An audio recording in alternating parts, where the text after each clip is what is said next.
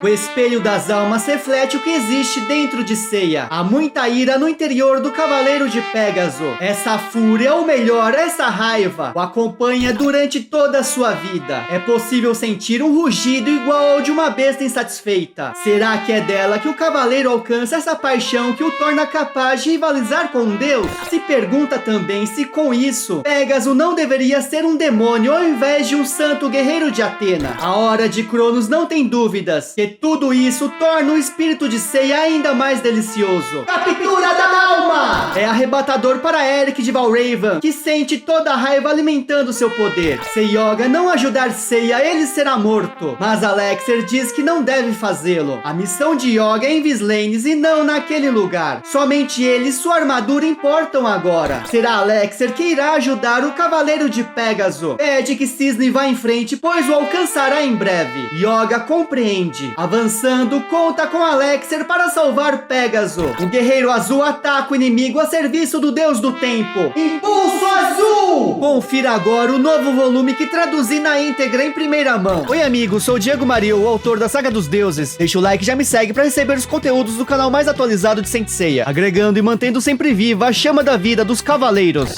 Saint Seiya Time Odyssey Yoga Entre Fogo e Gelo, parte 4. Eric percebe a investida do príncipe do Grade Azul e escapa de seu golpe largando Seiya. Não acredita que Alexer ainda esteja de pé. Fará com que se arrependa de ter impedido o término de sua suculenta refeição. Porém, Alexer o previne que enquanto estiver vivo, Eric não tocará mais no Cavaleiro de Pégaso. Apesar da coragem, Eric teme que sua alma tenha um gosto muito ruim, comparado com aquele que acabou de saborear. Portanto, não permitirá que esse combate se prolongue. Voo macabro! Alexer começa a sofrer com o poder do adversário, mas não irá desistir tão facilmente. Agora ele deve proteger Seiya. Pede que o cavaleiro se levante. Yoga falou muito sobre ele. De fato, às vezes é dominado pela raiva, mas foi capaz de transformar esse sentimento em coragem, em força e principalmente em obstinação para defender Atena e seus amigos. Alexer garante que sabe muito bem como é ser levado à loucura pela raiva e sabe que Seiya nunca experimentou algo assim.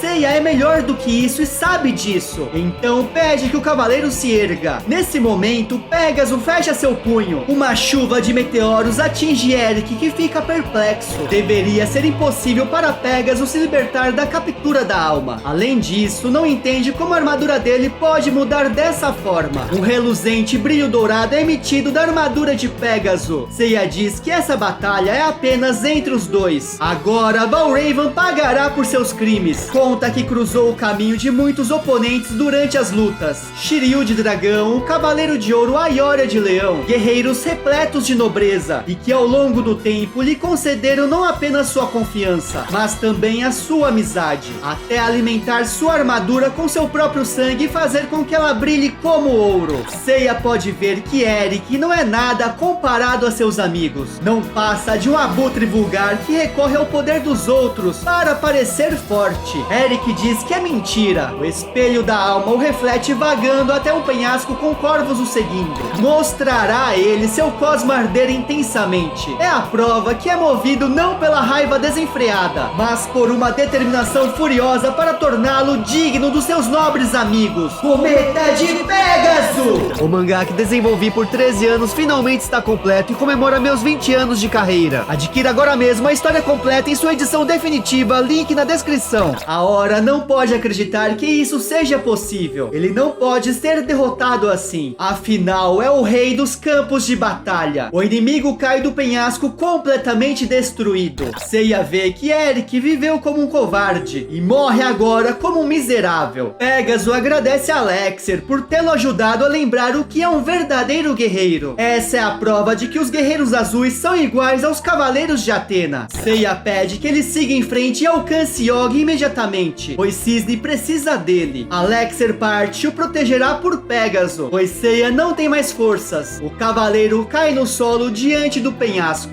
Yoga continua subindo as montanhas congeladas e nesse momento sente o cosmo de Seiya estremecer, mas ele deve continuar sua missão, seguindo seu caminho. Segundo Alexer, Vislanes está localizado além do Lago da Esmeralda. Cisne está alcançando seu destino, mas escondido nas sombras, um dos inimigos garante que o cavaleiro nunca chegará até lá. A Hora do Gelo precisa de um tempo para cumprir a missão, e ele lhe dará esse tempo. A jornada de Cisne se encerrará naquele lugar, diante de Amarok, a 9ª hora a serviço de Cronos. No entanto, antes que pudesse continuar, Amarok percebe que alguém está se aproximando em uma velocidade fenomenal. O Guerreiro do Tempo vê a Ave Fênix e não permitirá que vá a lugar algum. Fortaleza Glacial! Uma poderosa barreira de gelo tenta conter as chamas da Ave do Fogo. Amarok acha incrível esse poder que mal consegue segurar. Esse cosmo ardente só pode pertencer a uma pessoa. É Ikki, o Cavaleiro de Fênix, que acaba de pousar no solo. O Cavaleiro das Chamas pede que saia de seu caminho. Não importa quem seja, se insistir em atrapalhar, perderá a vida. Ele não pode perder mais tempo. Amarok vê a arrogância do adversário, que já derrotou as 3 Moiras no Erebor. Mas o servo de Cronos revela que seu poder é muito maior que os das Tecelãs do Destino. E que não sabe do que ele está falando, mas de qualquer forma, já que não sairá de seu caminho, lutará. Ave Fênix! Amarok ataca ao mesmo tempo. Mordida da Geada! A aura do adversário se trinca com o poder flamejante de Ikki. O cavaleiro vê que seu adversário não é tão poderoso como falou. Amarok acha impressionante. De fato, as chamas são realmente devastadoras. No entanto, suas presas são mais sutis. Elas cortaram Fênix profundamente, enquanto lançava seu ataque.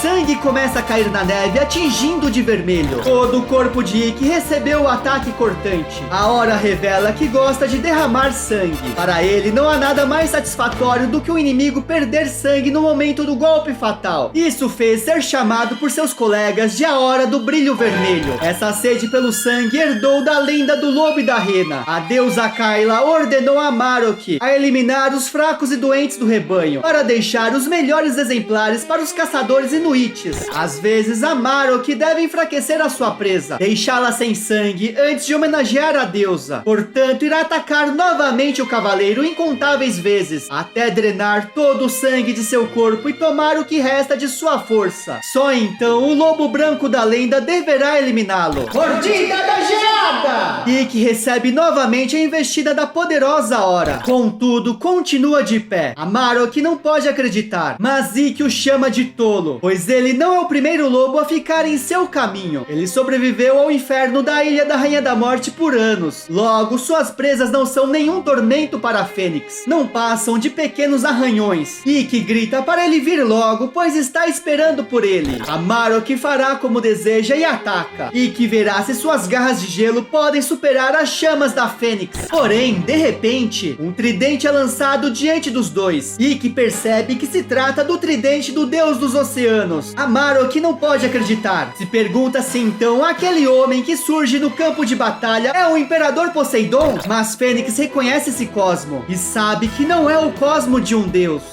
Meus amigos, a Toei Animation revela os resultados do primeiro trimestre, abril a junho de 2024, de seu ano fiscal de 2025. Saint Seiya permanece no top 4 de licenças gerais no exterior, mantendo sua posição em relação ao trimestre anterior, ficando atrás apenas de One Piece, Dragon Ball e Slandunk. Ainda no relatório é citado que a margem de lucro operacional se recuperou em relação ao ano passado, superando o impacto do prejuízo do filme live action nos cinemas, graças às vendas altamente rentáveis de direitos de distribuição e ao sólido desempenho no setor dos negócios de direitos autorais. O caminho para a continuação de Next Dimension já confirmada e uma nova adaptação em anime 2D ainda sem confirmação está cada vez mais próximo. Provavelmente deverão ser lançados em 2025, quando os Cavaleiros do Zodíaco comemoram 40 anos no Japão, pois sua estreia na revista semanal Shonen Jump ocorreu no final de 85. Não perca os próximos vídeos dessa épica guerra contra Cronos. Um agradecimento especial aos membros do canal pela força, contribuição e por acreditarem no trabalho, sempre realizado com paixão, que compartilhamos por Saint Seiya desde a época da manchete. Aqui do lado esquerdo tem a playlist da nova saga oficial de Poseidon, Rise of Poseidon, e do outro lado a saga dos deuses, a versão que criei da continuação do Prólogo do Céu com os anjos solares de Apolo. Se curtiu o conteúdo, deixa seu like, subscribe, comenta, hashtag Fênix, muito obrigado. Manda esse vídeo pro seu amigo fã de Cavaleiros.